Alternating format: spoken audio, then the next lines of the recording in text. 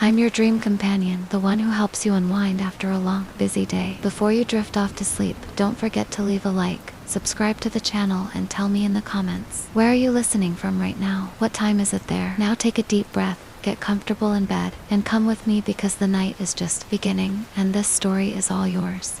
The villagers used to whisper about the swamp just beyond the birch forest, saying no one who entered after sunset ever came back. I thought it was just another Minecraft rumor, the kind people tell to scare new players on a survival server. But the night I saw the green glow drifting from the swamp's edge, I knew it wasn't just a story. The air was thick, the frogs had gone silent, and the moon hung too still above the water. When I followed the light, I found a crooked hut half buried in vines. Inside, every shelf was lined with glass bottles that pulsed faintly, as if they were breathing. I was about to turn back when I heard it, a laugh, dry and brittle, like wind through old bones. The door slammed shut behind me, and I saw her reflection in the cauldron, eyes white as snow, staring back through the steam. I ran, smashing the door open with my pickaxe, sprinting toward the safety of the village lights. But the torches flickered out as I reached the gate, one by one, until I was surrounded by darkness. The sound of bubbling followed me, echoing in the night, and then I heard my villagers screaming. When the sun rose, every bed was empty, every pen open, every crop dead. In the center of the square, her cauldron sat filled to the brim with emerald green liquid and the faint reflection of faces drifting across the surface. I never saw another villager again, only the bottles floating by the swamp, glowing faintly every time the moon rises. After the witch's arrival, our once peaceful village felt wrong, the kind of wrong that you don't see but feel under your skin. The iron golem, my proud protector, began to change first. His eyes, once glowing a soft amber, turned faintly red, like embers dying in a furnace. I thought it was a lighting glitch, maybe a bug, until I saw him crush a villager's door in the middle of the night. The witch had cursed him, they said. I tried to stop him, holding a golden apple as if it could bring him back, but his head snapped toward me with a sound like grinding metal. "She's still watching," he rasped, voice echoing in my head like it came from deep underground. I didn't even know golems could speak. He turned and stomped off into the forest, each step leaving cracks in the earth, each breath clouded with dark smoke that smelled like rotten potions. By the next evening, the witch's hut was gone, burned to ashes, though no one had set a fire, but the golem was still out there. At dusk, I saw his silhouette standing in the mist, half melted, his iron chest split open like a furnace door, glowing red inside. He wasn't protecting us anymore. He was building something, stacking blocks of obsidian around the swamp, forming a circle that hummed when the wind blew through it. The villagers who dared to look too close disappeared by morning, leaving behind only trails of iron dust. I fled the village at dawn, running through the fields as the bell tolled on its own. From far away, I looked back and saw the golem kneeling before the swamp, his eyes burning bright red, as a shadowy figure stepped out of the cauldron and whispered his name. It started when I spawned in a new world. Everything looked normal at first: birch trees, rolling hills, and a quiet forest surrounding my small base. But after a storm rolled in one night, the world changed. The sky turned a sickly shade of green, and the leaves on the trees seemed to shimmer, as if something was moving beneath them. I went to gather wood, but the deeper I went into the forest, the more wrong everything felt. The trunks began to twist, bending inward, the roots pulsing like veins under the ground. The birds were silent. The fog was thick and red, seeping between the trees like smoke from a dying fire. Then I saw it, my own name carved into the bark of a tree, over and over again, hundreds of times. Leave, it spelled beneath them, but the letters were written backward. I turned to run, but the forest had shifted. The path I'd come from was gone, replaced by endless rows of mirrored trees, their reflections rippling like water, even though there was no lake. I wasn't in my world anymore. I had crossed into something else, a version of Minecraft that wasn't supposed to exist. I found my base again, or what looked like it. Everything was flipped. The torches glowed blue instead of orange. My chest was upside down. When I opened it, It didn't show an inventory. It showed me, a reflection of my character, but his eyes were hollow, glowing white. The figure in the chest moved slightly when I didn't. My breath caught. "Who are you?" I whispered into my mic, though I knew no one was on the server. The reflection smiled, a wide, unnatural smile that stretched across the pixels of its blocky face. The sound of static filled my speakers, followed by a low growl that made my whole headset vibrate. Suddenly, my house collapsed in on itself, blocks floating upward into the sky like reverse gravity. I ran into the woods, my hunger bar flashing empty, even though I hadn't eaten. The deeper I went, the more the world fractured chunks of the ground hung in the air. Water flowed upward, and the sky bled into the earth. Then I saw him, a tall, dark figure, watching from the edge of the trees, his eyes white and bright, like twin moons through fog. Herobrine. Only this wasn't his world anymore. It was mine turned inside out. I kept walking because stopping meant accepting it. The forest made a sound like breathing. Each gust of wind felt alive. Trees whispered in code, flickering with static particles, like broken data trying to rebuild itself. When I tried to quit the game, the button didn't work. It only said stay. My health bar blinked red, even though nothing was hitting me. Then the ground gave way, and I fell into what looked like the same forest, but inverted. The leaves were made of stone, the rivers ran black, and in the middle of it all, hanging upside down in the air, was my old character motionless, eyes glowing. "You shouldn't have crossed over," he said, voice echoing in distorted pitches, overlapping with my own. My screen froze. When I finally forced the game to close, I thought I'd escaped. But the next time I opened Minecraft, the menu background had changed. The trees in the picture were upside down, and in the fog between them, I could see a faint reflection of my face, smiling back. When I reopened the game the next day, I told myself it had just been a glitch. Corrupted data, a bad mod, maybe even a prank from an old server friend. Anything but what I'd seen. But the main menu still had that upside-down forest in the background. It moved slightly this time, like wind was blowing through the leaves, except I hadn't touched anything. My skin on the menu screen wasn't mine anymore either. The eyes were white, the same eerie glow I'd seen in that mirrored version of myself. Against my better judgment, I clicked play. The loading screen hung longer than usual, and when the world finally appeared, I wasn't in my base. I was standing in a desolate version of the forest, everything still inverted. But now the ground pulsed faintly, like it was breathing. I pressed F3, hoping to get coordinates. The numbers kept changing even when I stood still. "You came back," a voice whispered from my headphones. It wasn't from the game's audio. It was my own voice, distorted and delayed, echoing back like a recording from the other side. I built a torch, hoping for some comfort in the light. But the flame flickered blue, cold instead of warm. The shadows it cast moved on their own, stretching up the trees like skeletal arms. Then came the sound, soft at first, like footsteps crunching behind me. I turned, but no one was there. Only the forest, only the breathing earth. I ran toward where my house had been, but it wasn't there. The path twisted endlessly, every turn bringing me back to the same clearing. The same crooked birch tree with my name carved into it. "Leave." I broke the bark where it was written, but underneath, the words appeared again. Deeper this time, the letters carved in red. I opened my inventory, and the same message appeared in every slot. "Leave." I tried to close the game again, but my mouse didn't respond. The screen flickered, and then, for a second, my webcam light turned on by itself. My reflection appeared faintly over the game. The same white eyes staring back. The voice came again, closer now. "You brought it through." Panic set in. I ripped the headset off and slammed my laptop shut, but I could still hear the faint hum of static from inside. The room felt colder, heavier, as if the air itself thickened. I turned off the lights, trying to calm my breathing. But something about the shadows in the corner didn't look right. They were too deep, too still. I opened the laptop again, desperate to delete the world, but the desktop had changed.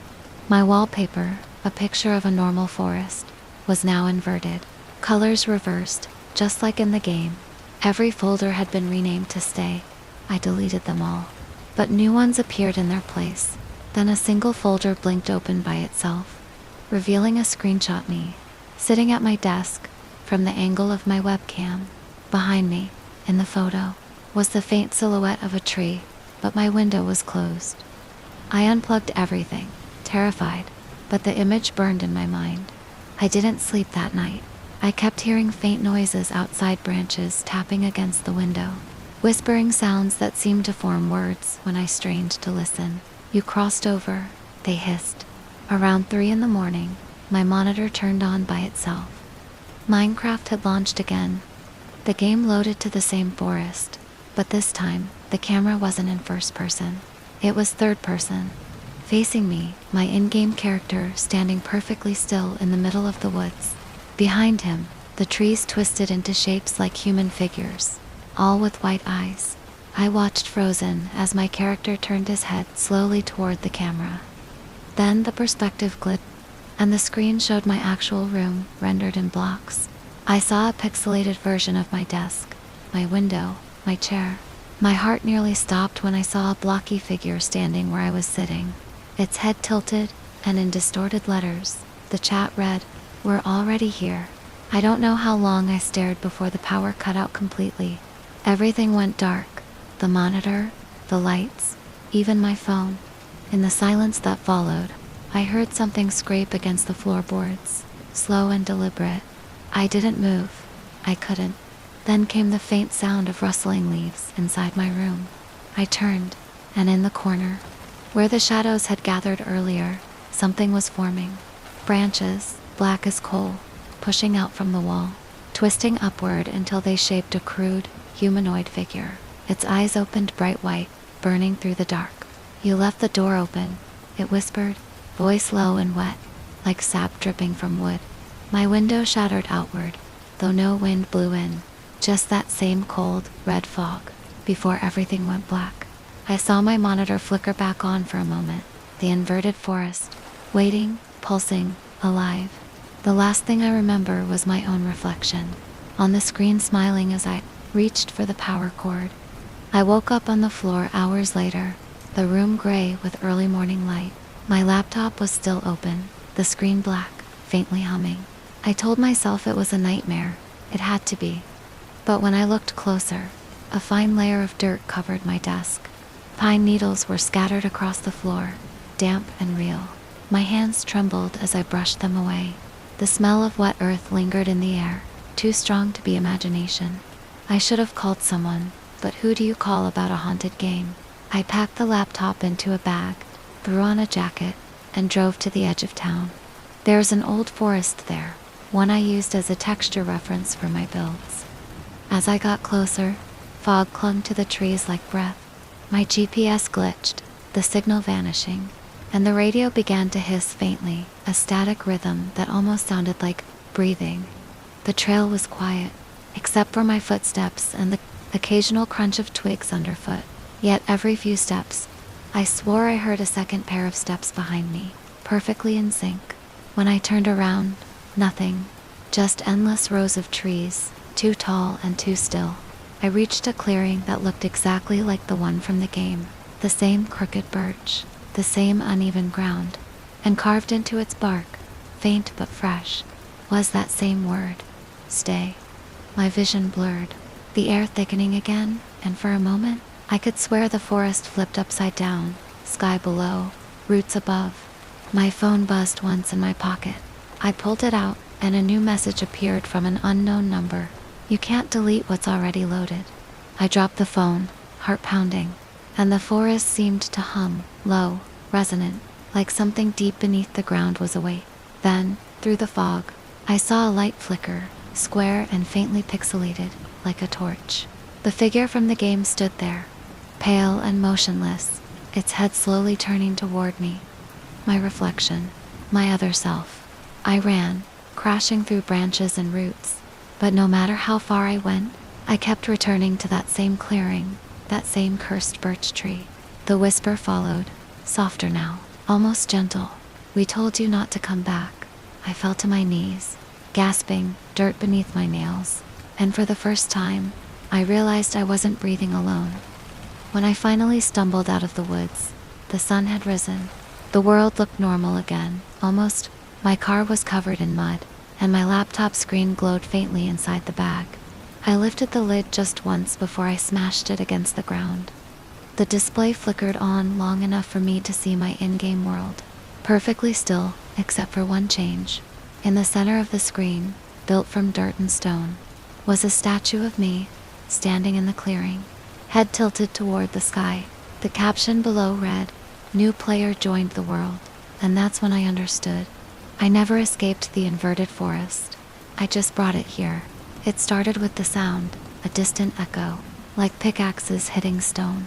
Even though I was the only one in the server, I remember checking the player list 3 times, typing list again and again, hoping it was just lag or a glitch. But it wasn't. I was alone. It was 2:43 a.m. I had been mining for hours in a deep cave I found under a ravine, torch after torch, barely pushing back the darkness. The walls dripped, particles of gravel floated in the stale air, and my hunger bar was flashing red. I told myself I'd place a few more torches, gather the last veins of iron, and log off. But then, I saw it, a faint light in the distance, pulsing, not orange like fire, but white, almost cold. At first I thought it was just a glitchy reflection from lava, but when I got closer, I realized the torches ahead weren't mine. They were lined up perfectly, in a straight path deeper into the cave, burning brighter than any I had ever crafted. And at the end of that corridor of light, something moved.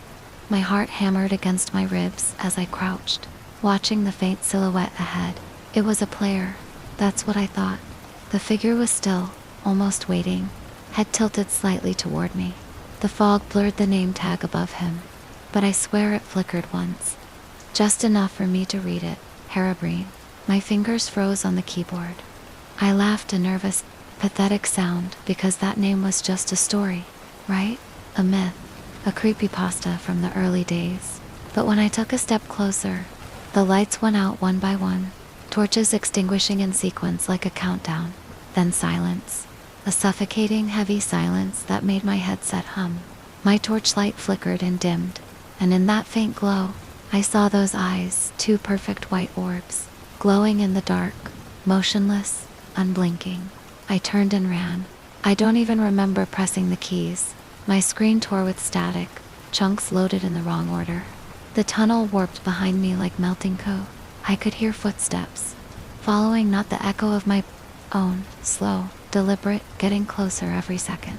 When I finally broke through into an open chamber, I dropped a torch and saw what surrounded me. Walls covered in signs, hundreds of them, maybe thousands, all repeating the same message. Leave. I spun around, heart in my throat. But the tunnel I came from was gone, replaced by solid stone. The server log popped up by itself. Herobrine joined the game. My pickaxe vanished from my inventory. I was unarmed. A whisper filled the headset, no words, just breathing, soft and wet, as if someone was right beside me. Then came the laugh, distorted, broken, like a voice dragged through static. The torches above started falling, one by one, until I was left in total darkness.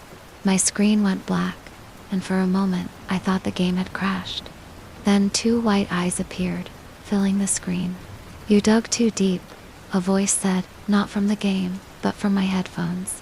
I yanked the plug, heart pounding, but the whisper didn't stop.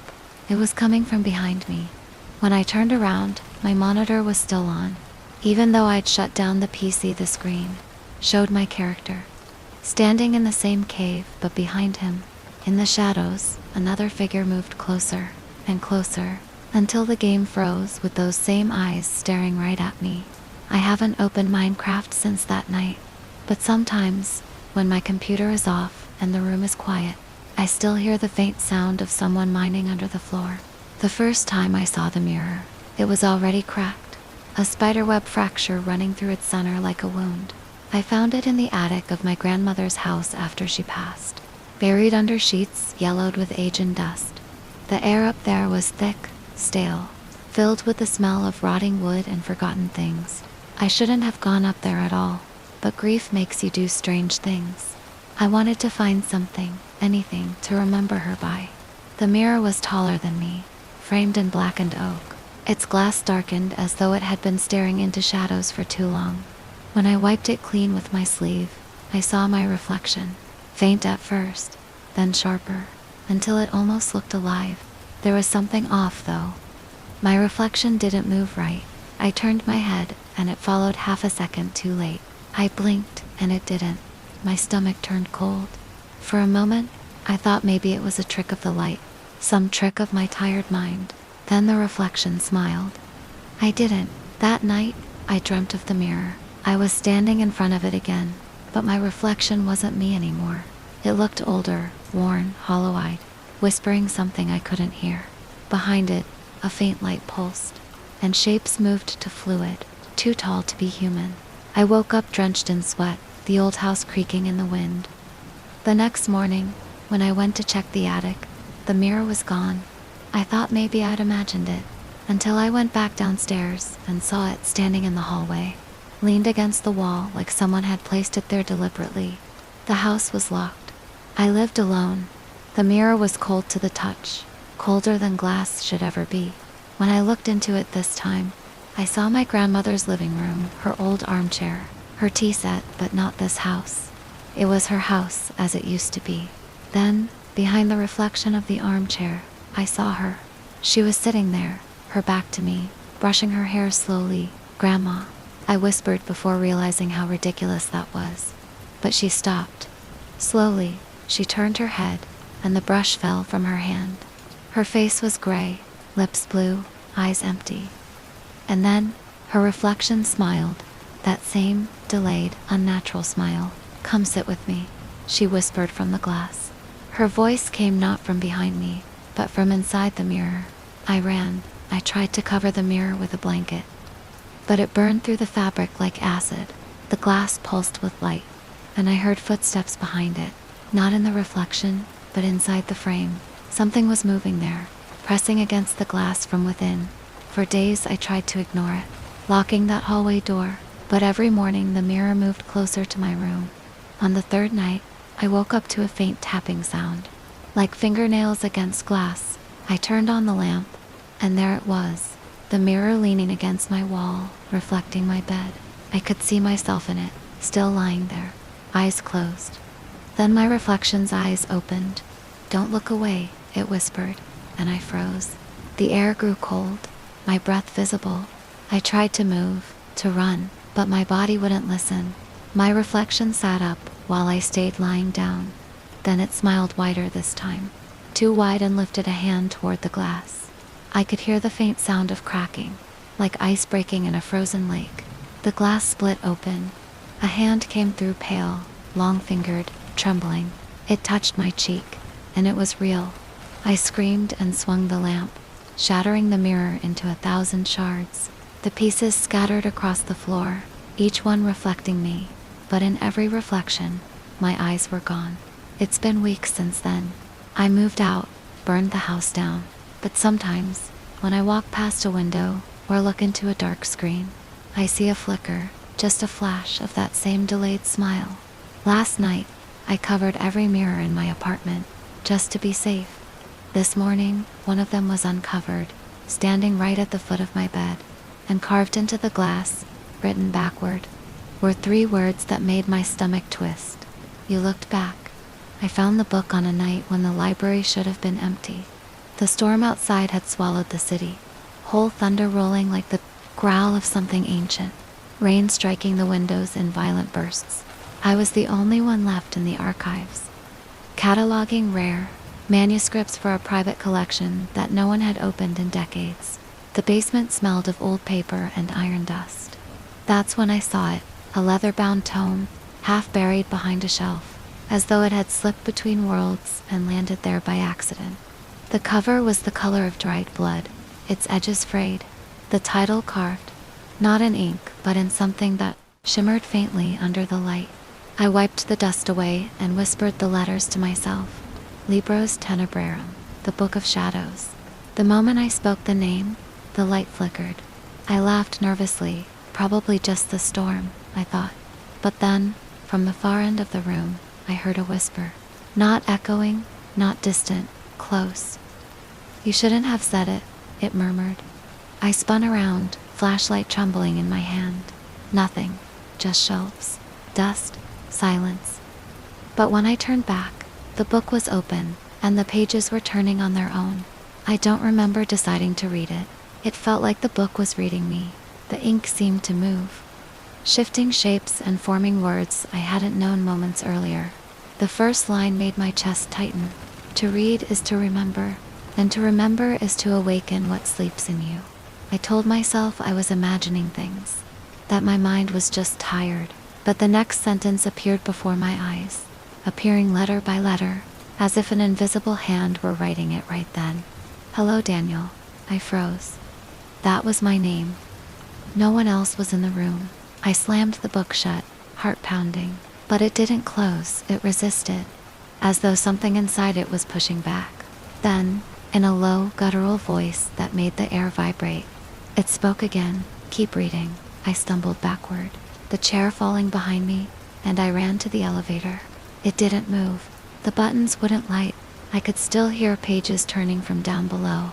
Fast, frantic, whispering, words that sounded like breathing. And then I realized the lights weren't flickering anymore. They were pulsing, in rhythm with the sound of a heartbeat.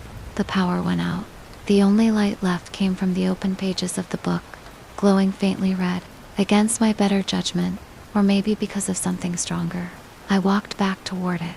The glow shifted, forming a single line across the paper. You cannot unread this. That night I took the book home. I don't even remember how. Maybe I was afraid someone else would find it. Or maybe it didn't let me leave without it.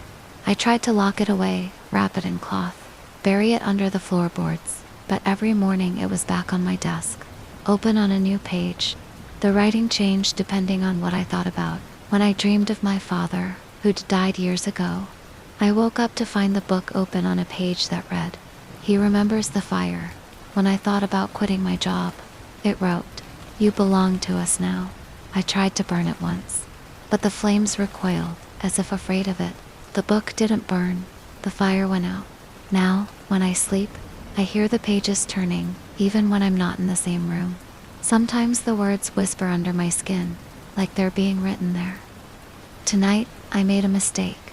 I read the last line. To close this book, you must finish the story.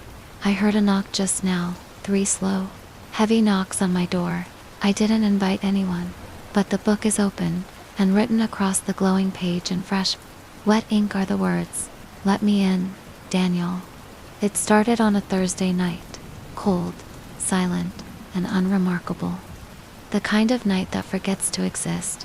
I had been driving through the countryside after a work trip, my phone dead, my GPS frozen. When I first heard it, the faint toll of a bell echoing across the fog. At first, I thought it came from a nearby town, but the sound grew clearer with every mile. Steady, deliberate, like a heartbeat carved into the air. Toll. Each note made my chest tighten, though I couldn't say why. I slowed the car and rolled down the window. The night smelled of rain and something metallic like old blood. Then I saw it through the mist, a crumbling stone church perched on the hill, its steeple fractured, yet the bell above it swung wildly. I remember whispering, "That shouldn't be possible. There's no wind." My voice disappeared into the fog, and for a moment, I could have sworn someone whispered back. Against every sane instinct, I parked and started climbing the hill, guided only by the tolling sound. My shoes sank into wet earth, and the closer I got, the louder it became, until I realized it wasn't just ringing through the air. It was ringing inside my head. The doors of the church were open when I reached them. No lights, no sign of life, just that hollow sound reverberating off the stone walls. I stepped inside. My flashlight flickered, revealing pews coated in dust, torn hymn books, and shattered glass where windows once stood. The altar was draped in cobwebs, but the bell tower, the stairs leading up, seemed oddly clean, as if someone had used them recently. I called out, "Hello, is anyone here?" My voice came back to me twice, once an echo, once in a whisper that didn't belong to me. "Welcome back." I froze. My heart hammered against my ribs. I told myself it was just acoustics. but when I turned toward the door, it was closed. I hadn't heard it close. Then, from above, came the scraping of metal against stone, the bell rope moving, the sound of footsteps descending the tower, slow, heavy, each step echoed like a countdown. I aimed the flashlight upward, and for a split second, I saw something, not a man, but a shape, tall, thin, its head bowed as though bound by invisible chains. And then it spoke, voice deep and trembling with centuries of dust. "You heard my bell," you answered. I don't remember running, but I must have, because I found myself outside, gasping for breath. The bell still ringing behind me though. I could see it wasn't moving anymore. I got in the car and sped away, my hands shaking, the hill vanishing into fog. I told myself it was exhaustion, a hallucination, a trick of sound and shadow. But when I finally made it home and opened the door, the smell of rain and rust followed me inside. On my kitchen table sat something that hadn't been there before, a small, blackened bell, cracked down the middle, still trembling slightly as if it had just rung. And then, faintly, from somewhere deep within the metal, I heard my own voice whisper back the words I had spoken on that hill. That shouldn't be possible. Now, every night at 12:03, I hear the bell again. Sometimes distant, sometimes just outside my window. It rings not to summon, but to remind. Whatever I brought back from that church isn't bound to the hill anymore. It followed the sound it was missing, and that sound is now me. The first thing I noticed about the mirror was that it didn't reflect the light right. Even when the sun poured through the cracked windows of the abandoned inn, the glass seemed to swallow it instead, twisting the brightness into something dim and bruised. I shouldn't have touched it. I know that now, but curiosity always wins when you've spent your life chasing stories about cursed things and forgotten places. The inn had been closed for decades after a fire, yet room 313 was strangely untouched by ash. The wallpaper peeled, the bed frame was splintered, but the mirror stood pristine on the far wall, its silver frame etched with symbols I couldn't quite recognize. I wiped the dust from its surface and felt a pulse beneath my fingers, faint but real, like a heartbeat. For a moment I thought I saw movement behind me, a flicker of something pale in the reflection. But when I turned around, the room was empty. I laughed nervously and muttered, "You're losing it," though my voice sounded smaller than I intended. But the strangest part wasn't what I saw, it was what I didn't. The mirror reflected the room perfectly, every splinter, every shadow, except for me. I tried to convince myself it was just a trick of the glass, some warped old mercury backing. But the longer I stared, the more I realized the reflection wasn't static. Things moved differently inside it. The curtains swayed when the air was still. The light flickered though no bulb hummed above me. And then, after what felt like hours, something began to take my place in that space where I should have been. At first it was just a shimmer, a distortion, in the air like heat above asphalt. But, slowly it coalesced into form. My form. Or at least, what it thought I should look like. Its eyes were hollow, too wide, and its mouth hung open as if mid-scream. I whispered, "Stop this," and stepped back, but my reflection didn't move. It stood there, frozen, and then deliberately raised its hand, pressing its palm against the inside of the glass. The surface rippled under its touch. I don't know what compelled me, but I reached out to. The instant our palms met, I felt a shock, sharp and electric, like every nerve in my body had been yanked through the mirror. My vision blurred, the room spun, and when I could finally see again, the reflection was gone. But so was the door behind me. There was only the mirror now, and the faint echo of breathing that wasn't mine. I had always loved old buildings, the kind that breathe when the wind hits their cracks, the kind that seemed to hum with something older than time itself. When the university assigned me to document the ruins of St. Aurelia's Cathedral for my doctoral research, I thought it was a dream. It stood on a lonely hill at the edge of a forgotten French village, abandoned after the fire of 1897. The locals warned me not to go after dark. When the bell rings, one old man told me at the inn, the dead light their own candles. He said it without irony, eyes sunk deep behind clouded pupils. I laughed, but uneasily. The road to the cathedral was narrow and lined with dead trees, their twisted branches scraping against my car, as if trying to keep me out. The first sight of the structure took my breath. Gothic arches fractured, walls leaning inward like they wanted to swallow the nave. Inside, the air was colder than it should have been. I could hear the faint drip of water somewhere far back in the shadows. My flashlight beams swept across broken pews, splintered saints, a crucifix missing its Christ. It smelled of old incense and something like iron, sharp, metallic. I tried to focus on my work. Sketches, notes, measurements. Still, every time I stopped writing, I swore I heard something else writing with me. The faint scratch of a pen just behind my shoulder. When I turned, there was nothing. Only the darkness gathering in the corners. At dusk, I decided to climb the bell tower for a panoramic shot. The stairs were narrow, spiraling, the steps uneven and slick with moss. My hand brushed against the wall, and I felt warmth, like the stone itself was pulsing. "Don't be stupid," I muttered aloud, my voice echoing oddly, bouncing back in whispers that didn't quite match my words. Near the top, I reached the bell chamber. The great bronze bell hung cracked and useless, its clapper bound by a coil of rotted rope. I ran my fingers along the metal and felt an almost imperceptible vibration, as if it still remembered its purpose.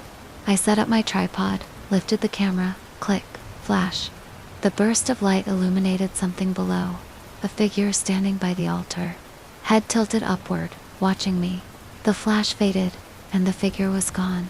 I froze. My voice came out thin. The air changed heavy, pressing down like water. Then, impossibly, the bell moved. The rope, the one that should have disintegrated decades ago, jerked taut, and the bell rang. A deep, sonorous toll that rattled the stones. That seemed to drag my heartbeat into its rhythm. I stumbled down the stairs, nearly slipping, shouting that it wasn't possible. The bell rang again, and again, each note louder, faster, vibrating the floor beneath my feet. When I reached the nave, the altar candles were lit, dozens of them, their flames unwavering despite the wind. From the broken windows, and there, between them, stood a woman in a blackened nun's habit. Her face was half-burned, her skin gray and flaking like ash. She turned slowly, and her mouth curved into something that was almost a smile. "Welcome back," she whispered, though I had never seen her before. "The fire remembers you." The sound of the bell still echoed in my skull long after it stopped ringing. My breath came shallow, quick, misting in the cold air as I stumbled backward, knocking over a candelabra. The flames didn't spread, they simply vanished, snuffed out as if swallowed. The nun didn't move at first. She just stood there in the pulsing glow of the remaining candles, her charred habit clinging to her thin frame, her eyes white and empty. "Who are you?" I demanded, though the words came out as a trembling whisper. Her head tilted slightly to the side, bones cracking audibly in her neck. "You don't remember," she said, and for a moment her voice was layered. Dozens of voices, men and women overlapping, some screaming, some praying. "You stayed when the fire came? You rang the bell." I shook my head, retreating further toward the broken pews. I wasn't even born when this place burned, but as I said it, a strange certainty coiled inside me, like my body recognized something my mind refused to accept. I turned toward the door, but the nave had shifted. It was longer, darker, the walls glistening as though wet. The exit I'd come through was gone, replaced by an unbroken expanse of stone. I spun around again, and the nun was closer. I hadn't seen her move. Her breath smelled of smoke and decay. "The hill doesn't let its keepers go," she murmured. "And you were the last."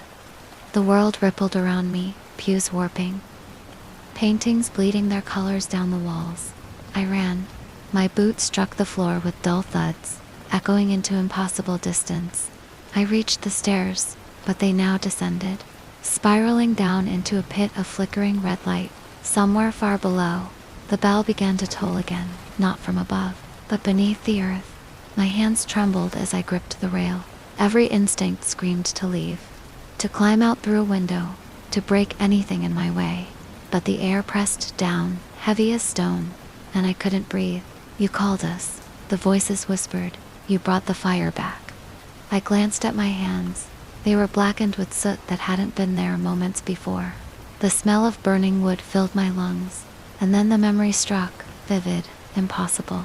I saw myself in another time, dressed not in modern clothes but in a soot-covered robe, frantically pulling the rope of the great bell as flames devoured the rafters. People were screaming. The same nun alive then stood at the altar, shouting for me to stop. But I didn't. I had believed the sound would drive the devil away. Instead, it drew him in. The vision snapped, and I was back in the present, gasping, the taste of ashes on my tongue. The nun reached out a hand, her fingers skeletal, trembling. "Finish what you began," she said softly, and the ground split open beneath the altar. From the fissure, a blinding orange light erupted, and I heard something move in the depths, something vast, dragging chains, breathing smoke. The cathedral groaned, stones cracking. I fell to my knees, hands over my ears, as the bell tolled one final time, each note heavier than the last. When I looked up, she was gone. The candles extinguished all at once, and I was alone, but the echo of her voice remained, whispering through the dark. "The fire remembers." The hill was burning again. I could see it from the broken window, where I finally smashed my way out, flames, licking up the side of St. Aurelia's spire, devouring what had once been stone, turning it into molten glass. The night sky was painted orange, bleeding into a suffocating black haze.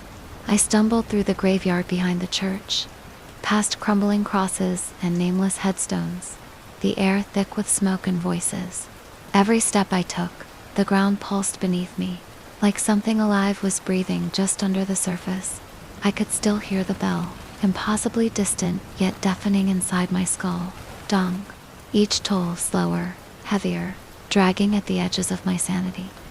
The wind howled through the trees, carrying whispers that weren't the wind at all. "You cannot outrun what you set aflame," they said.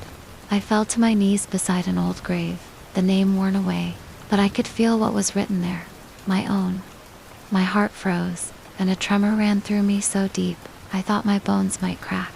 I wanted to scream, to deny it, to believe this was a nightmare, but the earth beneath the stone split open, revealing smoldering wood and coiled roots burning like veins of ember. Then came the sound, footsteps behind me, slow, deliberate. I turned, expecting the nun. Instead, I saw a man, or what was left of one. His face was half-charred, his eyes glowing like coal, his mouth fixed in a grotesque smile. "You stayed behind to save them," he said, "and in doing so, you damned us all." I stumbled backward, but his shadow stretched farther than his body, reaching across the ground like black liquid, gripping my ankles. I ran, or tried to, but the forest had changed. The trees twisted inward, forming a corridor of firelit bark and ash, closing around me as if the hill itself wanted to reclaim me. My lungs burned with every breath. Somewhere in the distance, I saw a faint light, cool, bluish, almost peaceful. I forced myself toward it, stumbling through roots and smoke, until I broke into a clearing. There, in the center, was the bell, not hanging, not broken, standing upright, like it had grown out of the soil. Its surface glowed faintly, engraved with symbols I didn't recognize, symbols that moved when I tried to focus on them. I approached, every instinct screaming to stop, but something inside me, something old, pulled me closer. The whispers grew clearer. "Finish what you began," my hands shaking, reached for the rope that wasn't there. Instead, there was flesh, pulsing like a vein, connecting the bell to the earth. The realization hit too late. The bell was alive. Before I could pull back, it breathed. The sound that escaped it was not a toll, but a scream, a deep, endless wail that ripped through the air and into my chest.